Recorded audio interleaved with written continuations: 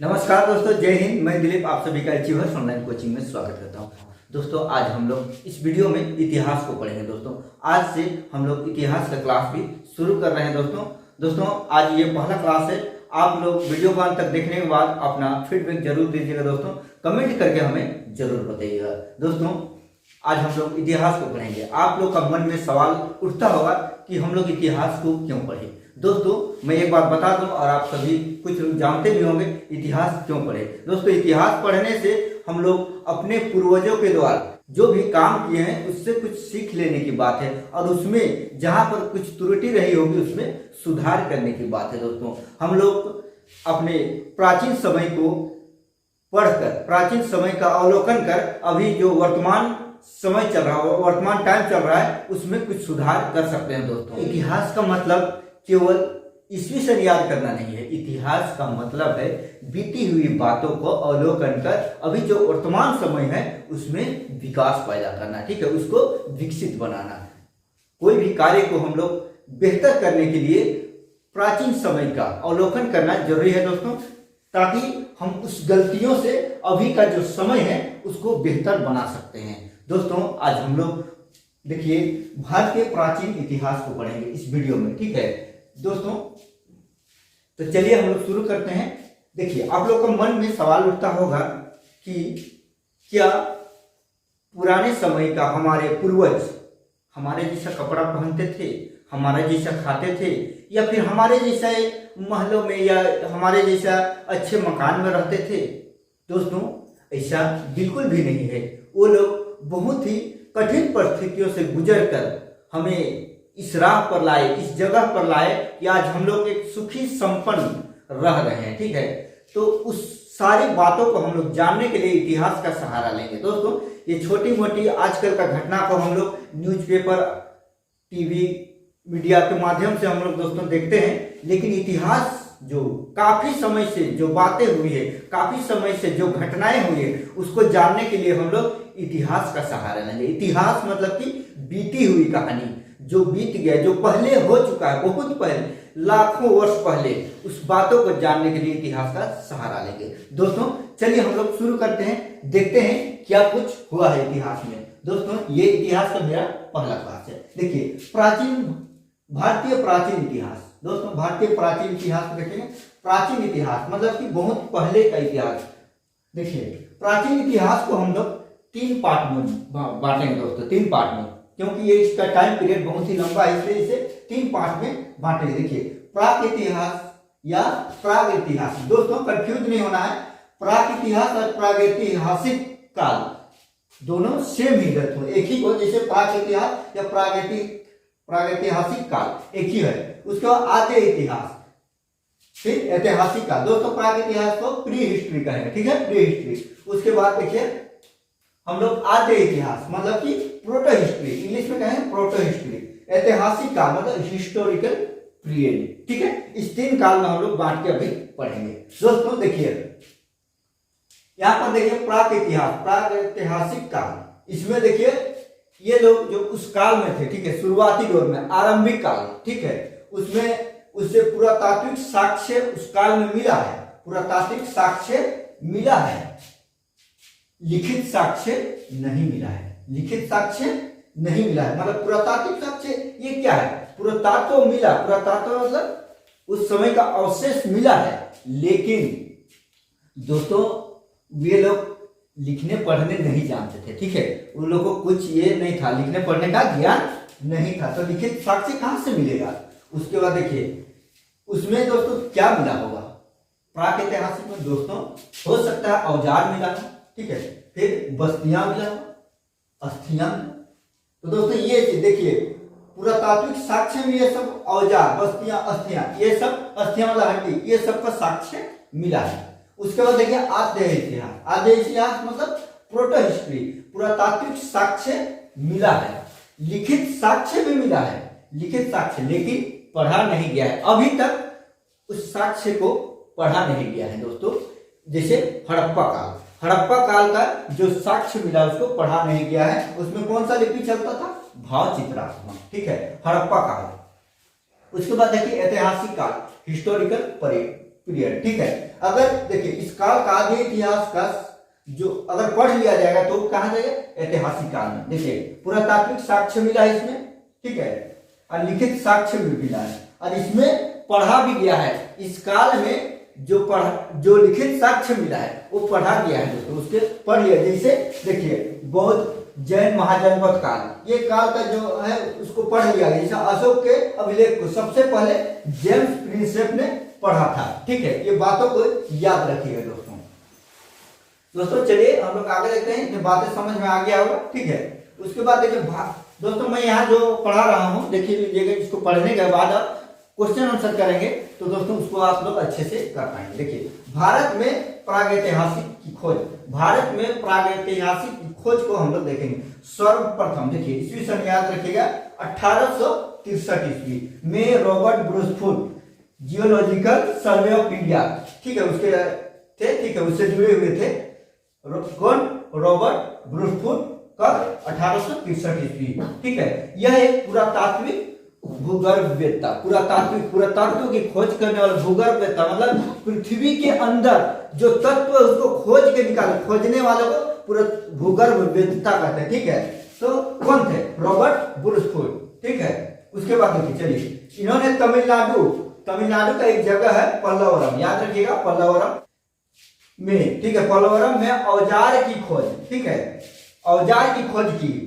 कौन सा जगह, तमिलनाडु के पल्लवरम में। उसके बाद देखिए वो पुरातत्व विभाग के जनक कौन है, पुरातत्व विभाग के जनक अलेक्जेंडर कनिंघम, कब, 1861 ईस्वी में। ठीक है, 1800। पुरातत्व विभाग के जनक कौन है, अलेक्जेंडर कनिंघम। और दोस्तों प्रागैतिहासिक खोजों का जनक किसे कहा गया है दोस्तों, प्रागैतिहासिक खोजों का जनक रॉबर्ट ब्रूसफुट को कब, 1863 ईस्वी। और पुरातत्व विभाग का जनक अलेक्जेंडर कनिंघम 1861 ईस्वी, याद रखिएगा। ठीक है, और इसको पुरातत्व विभाग का जनक कौन बनाए थे दोस्तों, उस समय किसका समय चल रहा है दोस्तों, लॉर्ड कैनिंग का। ठीक है, लॉर्ड कैनिंग का चल रहा था। ठीक है, लॉर्ड कैनिंग ने इसको क्या बनाया था, पुरातत्व विभाग के जनक, ठीक है, अलेक्जेंडर कनिंघम को कहे। ठीक है, उसके बाद देखिए दोस्तों इतनी बातें आप लोगों को समझ में आगे आ गए। चलिए अब हम लोग आगे देखते हैं। सबसे पहले पुराना पाषाण उपकरण, सबसे पहले पुराना पाषाण उपकरण कहाँ मिला था दोस्तों, महाराष्ट्र के गोरी नामक जगह, गोरी को जिसको बोरीवली के नाम से जानते हैं। ठीक है, कब, 14 लाख वर्ष पुराना है दोस्तों, 14 लाख वर्ष पुराना जगह, याद रखिए महाराष्ट्र में है ये गोरी जगह। ठीक है, बोरीवली। डेनमार्क की राजधानी कोपेनहेगन में एक संग्रहालय है। ठीक है, वहां पे वस्तुओं के आधार पर प्रागैतिहासिक काल को 3 भागों में बांटेंगे। ठीक है, 3 भागों में बांटा गया है। इसका टाइम पीरियड बहुत ही लंबा है, इसलिए देखिए प्राचीन इतिहास को भी 3 भागों में बांटा गया था, प्राग इतिहास, आद्य इतिहास और ऐतिहासिक काल। अब देखिए दोस्तों प्रागैतिहासिक काल को भी 3 भाग में बांटा गया। ठीक है, देखिए कौन का, पाषाण काल, कांस्य युग, लौह युग। ठीक है, पाषाण काल, कांस्य युग, लौह युग दोस्तों। उसके बाद देखिए पाषाण काल को भी हम लोग 3 भाग में बांटे हैं। कौन देखिए, पूरा पाषाण काल, ठीक है, पूरा पाषाण काल, मध्य पाषाण काल, नव पाषाण काल। ठीक है, इस तरह से 3 भाग में हम लोग बांटेंगे इसको। तो चलिए हम लोग देखते हैं दोस्तों। देखिए याद रखिए ऐतिहासिक काल को कितने भाग बांट रहे हैं, पाषाण काल, कांस्य युग और लौह युग। और पाषाण काल को कितने भाग में बांट रहे हैं, पूरा पाषाण काल, मध्य पाषाण काल, नव पाषाण काल। इस तरह से 3 भागों में बांटा जा रहा है दोस्तों। देखिए इसका अब हम लोग ये तो बांट दिए, फिर अब एक एक करके देखेंगे हम लोग। अभी पाषाण काल को सबसे पहले देखेंगे, उसके बाद कांस्य युग, फिर लौह युग को देखेंगे। अभी पाषाण काल को हम लोग देखेंगे दोस्तों। देखिए पूरा पाषाण काल को हम लोग यहाँ पर पढ़ेंगे, पैलियोलिथिक पीरियड। ठीक है, इंग्लिश में बोलते हैं पैलियोलिथिक पीरियड। इसका देखिए ईस्वी सन क्या है, 25 लाख ईसा पूर्व से 10,000, ये मतलब 10,000 ईसा पूर्व। ठीक है, ईसा पूर्व मतलब कि देखिए ईसा मसीह के जन्म से पहले की बात किया जा रहा है। ठीक है, ईसा पूर्व मतलब उसमें घटते जाता था, जैसे अभी ईस्वी, 1 ईस्वी, 2 ईस्वी ऐसे बढ़ते जाता था, उस समय घटते जाता था, ज्यादा से कम होते जाता था। ठीक है, 25 लाख ईसा पूर्व से 10,000 ईसा पूर्व तक। ठीक, देखिए अब पूरा पाषाण काल को हम लोग फिर 3 भाग में बांटेंगे दोस्तों, कंफ्यूज नहीं होना है, ठीक है। देखिए आरंभिक पाषाण काल, ठीक है, आरंभिक पूरा पाषाण काल या पूर्व पाषाण काल या तो निम्न पाषाण काल, याद रहेगा, कंफ्यूज नहीं होना। उसके बाद देखिए मध्य पूरा पाषाण काल, मध्य पूरा पाषाण काल, फिर उच्च पूरा पाषाण काल, उच्च, ठीक है, उच्च या ऊपर पूरा पाषाण काल, ठीक है, याद रखिएगा दोस्तों। ये सभी 3 काल में पूरा पाषाण काल को भी बांटा गया है दोस्तों। अब देखिए हम लोग कैसे जानेंगे कि ये लोग पूरा पाषाण काल के थे, ठीक है, उसके लक्षण क्या थे दोस्तों, चलिए उसका लक्षण को देखते हैं। देखिए ये लोग आखेटक या शिकारी होते थे। आखेटक मतलब कि ये लोग घूम घूम के जहां जो भी जानवर मिलता था उसको वो लोग मार देते थे, ठीक है, मार के अपना भोजन बनाते थे, ठीक है दोस्तों। ये लोग ऐसे ही खा जाते थे, ठीक है, मारते थे तो खा जाते थे दोस्तों। ये खाद्य संग्राहक थे। खाद्य संग्राहक मतलब कि खाद्य को संग्रह करते थे, ठीक है। जैसे एक जगह यहाँ पर, जैसे कोई जगह रुक गया, ठीक है, वहां पर अपना खाना वाना जुटा लिए, वहां पर खाए, कुछ दिन रहे, खत्म हो गया तो फिर दूसरा जगह जाएंगे, तो आपने खाद्य संग्रह मतलब खाद्य जुटाते थे, खाद्य संग्रह। पशुपालन का ज्ञान दोस्तों, ये लोग पशुपालन का ज्ञान कैसे होगा, ये लोग को पशुपालन का ज्ञान, क्योंकि ये लोग पशु को तो जो मिलता था उसको मार के खा जाते थे, तो पशुपालन कैसे जानेंगे दोस्तों, इसलिए पशुपालन का ज्ञान नहीं था। किस काल की बात कर रहे हैं, पूरा पाषाण काल की बात कर रहे हैं दोस्तों। उसके बाद देखिए आग का ज्ञान था लेकिन प्रयोग नहीं जानते थे दोस्तों। आग का ज्ञान पूरा पाषाण काल में था लेकिन प्रयोग नहीं जानते थे। आग का प्रयोग करने वे लोग नहीं जानते थे। कंफ्यूज नहीं होना है। आग का ज्ञान या तो आविष्कार पूछ दे, ठीक है, आविष्कार मतलब ज्ञान, आविष्कार था, कब आविष्कार हुआ, पूरा पाषाण काल में, और उपयोग कब हुआ, उपयोग दोस्तों नवपाषाण काल में हुआ था, अभी आगे पढ़ेंगे, ठीक है। तो इतने बातें आप लोगों को समझ में आ गया होगा, ठीक है। तो चलिए हम लोग आगे देखते हैं दोस्तों। जैसे इस काल के जो भी साक्ष्य मिले हैं वो किस तरह के हैं, ठीक है, उसको हम लोग देखेंगे दोस्तों। चलिए देखते हैं दोस्तों। यहाँ पर देखिए औजार, औजार कैसे होंगे, हैंडेक्स उपकरण, मतलब हैंडेक्स मतलब कि हाथ से चलाने दोस्तों। इस काल के जो भी औजार मिले वो पत्थर के औजार है दोस्तों, पत्थर वाला युग है, पाषाण युग, ठीक है। पाषाण मतलब कि पत्थर का युग। देखिए हैंडेक्स उपकरण मतलब हाथों से, जैसे पत्थर का ये नुकीले नुकीले बनाते थे होंगे इतना लंबा, और ऐसे करके मारना, ठीक है, उस तरह से। जैसे हस्त कुठार, हाथ से चलाने वाला, कुल्हाड़ी, खंडक, ये सब दोस्तों। उसके बाद देखिए एक जगह है मद्रास, जहां से मद्रास संस्कृति चला, ठीक है, उसमें स्फटिक, स्फटिक या क्वार्टजाइट, सल्फ ग्रेड, स्फटिक क्वार्टजाइट मतलब कि ये नुकीली, ठीक है, नुकीली टाइप से, जैसे देख लीजिए ब्लेड, फ्लक या फ्लक संस्कृति भी कह सकते हैं, ठीक है। स्फटिक, ठीक है, छोटा करके छोटा छोटा हथियार बनता था उसमें, ठीक है, जैसे जैसे बना देते होंगे उतना तो समझ में उन लोग को नहीं था। देखिए अब देखिए आगे देखते हैं हथनौरा दोस्तों। ये सब भी कोई याद रखिएगा, सवाल बनता है यहाँ पर, ठीक है। पूरा पाषाण काल में किस तरह का औजार मिले हैं, ठीक है, पूरा पाषाण काल के किस तरह के औजार के साक्ष्य मिले हैं दोस्तों। यहाँ पर हस्त कुठार, कुल्हाड़ी, खंडक और हैंडेक्स उपकरण है। उसके बाद देखिए स्फटिक या क्वार्टजाइट टाइप के रहते थे हथियार। और दोस्तों देखिए हथनौरा एक जगह है मध्य प्रदेश में, ठीक है, नर्मदा घाटी, मध्य प्रदेश के नर्मदा घाटी में, वहां पर प्रथम साक्ष्य मिला है। हथनौरा में प्रथम साक्ष्य मिला है किसका, मानव खोपड़ी और कंकाल का, ठीक है। मानव का प्रथम साक्ष्य कहां पर मिला है, हथनौरा, मध्य प्रदेश की नर्मदा घाटी में एक जगह है दोस्तों, याद रखिएगा, मानव खोपड़ी और कंकाल। उसके बाद देखिए भीमबेटका की गुफाएं, याद रखिए भीमबेटका की गुफाएं, वहां पर वो भी मध्य प्रदेश में है, नर्मदा घाटी में, ठीक है, मध्य प्रदेश नर्मदा घाटी। यहाँ पर सबसे प्राचीनतम चित्रकारी मिला है। प्राचीनतम चित्रकारी सबसे कहाँ मिला है, भीमबेटका की गुफाएं, कहां पर, नर्मदा घाटी, कहा, मध्य प्रदेश, ठीक है। उसके बाद देखिए जो भीमबेटका की गुफाएं हैं वहां पर जो भी प्रमाण मिला है दोस्तों, वो प्रमाण तीनों काल से संबंधित, जैसे पूरा पाषाण काल, ठीक है, मध्य पाषाण काल, फिर नव पाषाण काल, तीनों पाषाण काल के वहां पर साक्ष्य मिला है। कहां पर, भीमबेटका की गुफाएं, याद रखिएगा। और सबसे प्राचीनतम दोस्तों मानव कंकाल, मानव की खोपड़ी यानी मानव का साक्ष्य कहां मिला है, तो हथनौरा, मध्य प्रदेश, नर्मदा घाटी, ठीक है। और चित्रकारी सबसे प्राचीनतम चित्रकारी कहां मिला है दोस्तों, ये है, देख लीजिए, भीमबेटका की गुफाएं। उसके बाद देखिए, ये तीनों काल से संबंधित है, पूरा पाषाण काल, मध्य पाषाण काल, फिर नव पाषाण काल। दोस्तों तीनों काल का साक्ष्य मिला हुआ है, याद रखिएगा। फिर देखिए आगे चलते हैं तो सोहन नदी घाटी। दोस्तों ये पाकिस्तान में पड़ता है, ठीक है, सोहन नदी घाटी।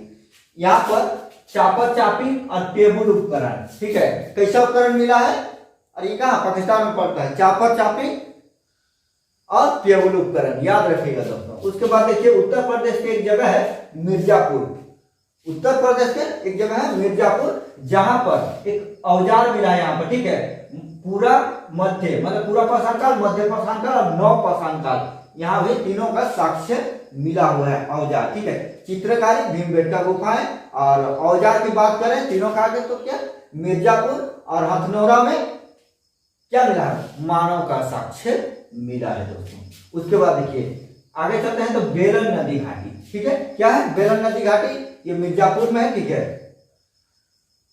देख लीजिए अस्थि निर्मित मातृ देवी की प्रतिमा मिली है, किसका, अस्थि निर्मित, हड्डियों से निर्मित मातृ देवी की प्रतिमा मिला है। ये कौन सा काल है, पूरा पाषाण काल। दोस्तों देखिए एक बार फिर से रिपीट कर देता हूं, ठीक। देखिए हथनौरा से कहां मिला है, क्या मिला हथनौरा से, देख लीजिए मानव का काल, उसके भीमबेटका से प्राचीन चित्रकारी, तीनों काल से संबंधित है। और सोहन नदी घाटी, चापर चापी, पेबुल उपकरण, मिर्जापुर उत्तर प्रदेश से, पूरा मध्य नौ, तीनों काल से क्या मिला, औजार मिला। फिर बेलन नदी घाटी मिर्जापुर से अस्थि निर्मित मातृ देवी की प्रतिमा मिला है। ये कौन सा काल से, पूरा पाषाण काल। दोस्तों ये था, देखिए भारतीय प्राचीन इतिहास का ये दोस्तों, ये डेमो क्लास है दोस्तों, ये हम लोग का पहला क्लास है, ठीक है। आज हम लोग इसमें पूरा पाषाण काल को देखे हैं दोस्तों। अगली क्लास में हम लोग अगर आप लोग का फीडबैक अच्छा रहा, ठीक है, आप लोग अगर प्यार देते हैं दोस्तों, तो हम लोग क्लास को इसमें रेगुलर रखेंगे। उसके बाद देखिए हम लोग मध्य पाषाण काल, फिर नव पाषाण काल अगला क्लास में देखेंगे दोस्तों, विस्तार से समझेंगे। ऐसा नहीं कि कुछ भी टॉपिक को हम लोग छोड़ देंगे दोस्तों। तो आज की इस वीडियो में इतना ही। वीडियो कैसा लगा कमेंट करके आप लोग जरूर बताइएगा दोस्तों, ताकि मैं आप लोगों के लिए रेगुलर क्लास लाता रहूंगा दोस्तों। मिलते हैं नेक्स्ट वीडियो में, तब तक के लिए जय हिंद,